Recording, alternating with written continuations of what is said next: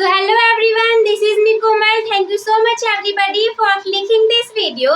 In this video we will discuss about the voice. Mean voice जिसे कि हम हिंदी में कहते हैं वाच्य। तो हमारे दहाड़ 1.2 के सीरीज में इंग्लिश की वीडियोस को थोड़ा सा स्किप कर दिया गया था।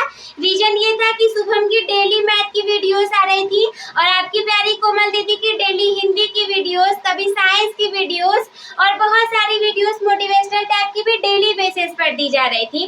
तो इंग्लिश को हमने थोड़ा सा स्टॉप कर दिया था, लेकिन अब हम इंग्लिश की सीरीज को दोबारा से स्टार्ट करेंगे, जिसमें कि आज से शुरू होगी हमारी वॉइस की वाच्य की क्लासेस। तो सबसे पहले तो ये जान लीजिए कि हमें इसे पढ़ना क्यों है। देखिए भाई, पढ़ना सीधी सी यही बात है कि एग्जाम में आपके इससे प्रश्न आने वाले हैं और आपको वो सही करके आना है और आपके पास थोड़ी इसकी जानकारी भी होनी चाहिए, बस इसीलिए हमें इसे पढ़ लेना है। सबसे पहले क्लास की स्टार्टिंग करें क्या कि वॉइस होता क्या है। What is voice?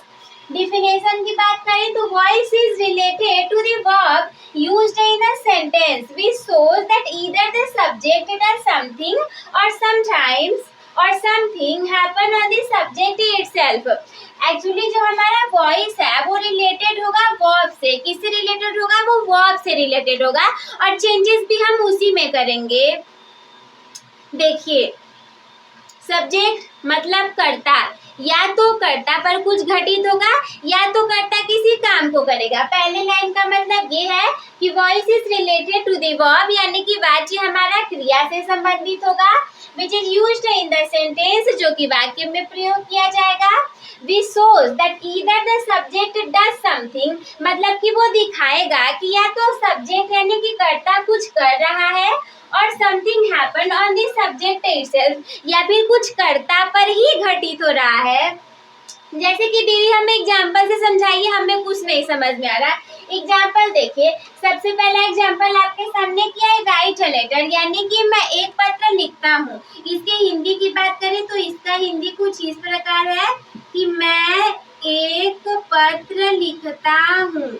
मैं एक पत्र लिखता हूँ। अब इसमें सब्जेक्ट क्या है? सब्जेक्ट बताइए। सब्जेक्ट है मैं, क्योंकि काम मैं ही कर रहा हूँ, पत्र मैं ही लिख रहा हूँ, इसका मतलब सब्जेक्ट मैं है। देखो हम काम कर रहे हैं ना, सब्जेक्ट डज समथिंग, सब्जेक्ट कुछ कर रहा है, मैं पत्र लिखने का काम कर रहा हूँ, तो ये हमारा वॉइस में आ जाएगा। सेकेंड बात करें सेकेंड एग्जाम्पल की, जो कि है a letter is written by me, यानी कि मेरे द्वारा एक पत्र लिखा जाता है या फिर एक पत्र मेरे द्वारा लिखा जाता है।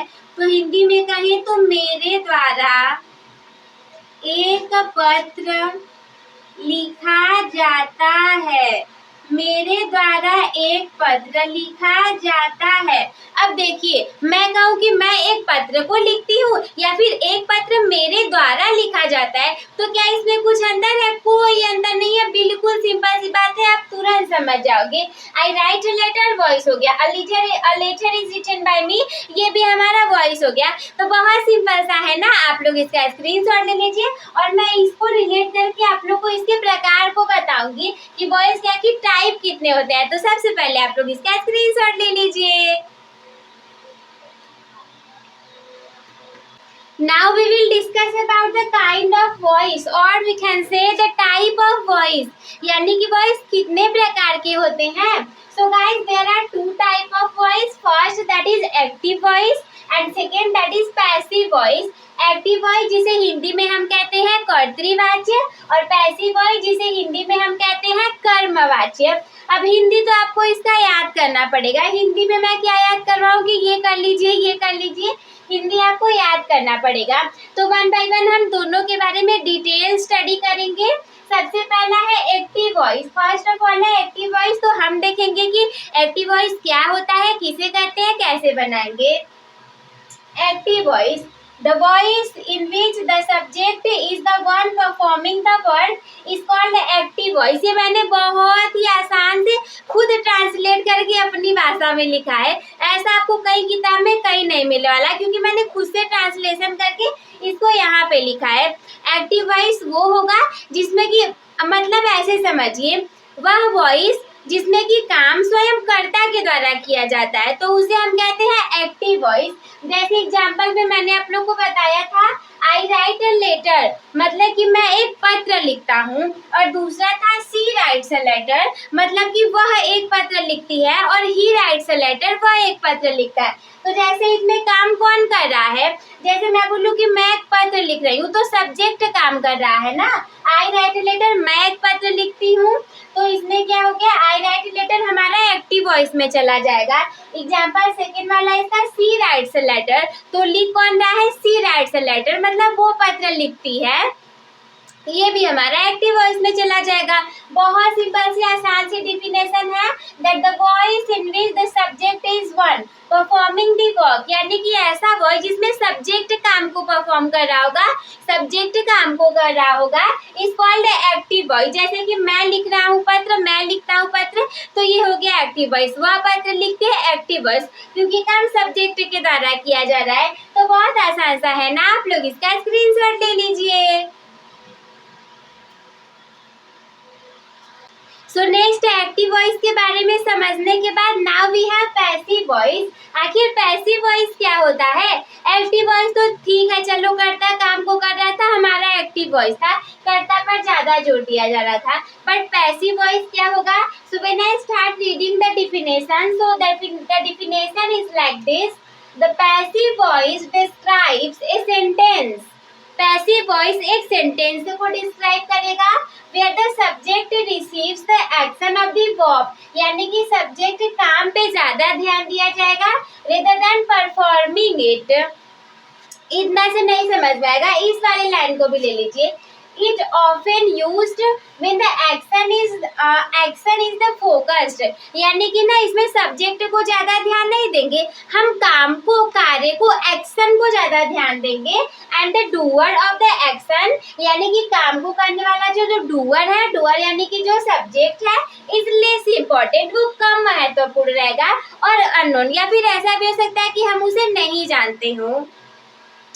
जैसे देखिए, हो सकता है कि सब्जेक्ट हमें नहीं पता हो लेकिन काम पे हमें ज्यादा ध्यान देना रहेगा, देन इस कंडीशन में हम पैसिव वॉइस का प्रयोग करते हैं। Passive voice describe a sentence, passive voice एक वाक्य को दिखाता है where the subject receive the action of the verb rather than performing it, यानी कि कोई सब्जेक्ट रहेगा, वो किसी काम को परफॉर्म करने से ज्यादा वर्ब पे ध्यान दिया जाएगा। It often used when the action is the focus, ये प्रायः तब प्रयोग किया जाता है जब हमें सब्जेक्ट से ज्यादा कार्य पे फोकस करना होता है। And the doer of the action is less important और अननोन, और जो काम को करने वाला व्यक्ति रहेगा उसे या तो हम नहीं जानते रहेंगे, अननोन रहेगा, या फिर हमें उसे बहुत ज्यादा लेना देना नहीं रहेगा। जैसे एग्जाम्पल में a letter is written by me, यानी कि मेरे द्वारा एक पत्र लिखा गया। अब इसमें क्या है, अब इसमें देखिए सब्जेक्ट अ लेटर चला गया, सबसे पहले सब्जेक्ट अ लेटर हमने बना दिया, मतलब इसका क्या है कि इसमें देखिए काम पे ज्यादा ध्यान दिया जा रहा है। अब अगर मैं ऐसा बोलूं ए लेटर इज रिटन और फुल स्टॉप लगा दूं, यानी कि एक पत्र लिखा जा रहा है, लिखा जाता है, तो ये भी हमारा पैसिव वॉइस के अंतर्गत आएगा। बाय मी हटा दो मेरे द्वारा, लेकिन ज्यादा इंपॉर्टेंस हमें अपने काम को देना है इसमें। सेकंड वाला था कि सी राइट्स अ लेटर, यानी वो एक पत्र लिखती है, but in passive voice we say that a letter is written by her, यानी कि उसके द्वारा एक पत्र लिखा जाता है। तो ये भी तो बहुत आसान सा है ना, एक बार फिर से एक्सप्लेन कर देती हूँ।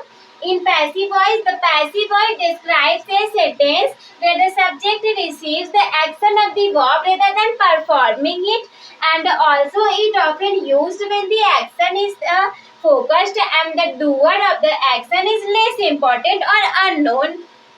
When we talk about the example, we know the first example, that is a letter is written by me, and the second example will be a letter is written by her। तो ये भी कितना आसान सा है ना, आप लोग इसका स्क्रीनशॉट ले लीजिए।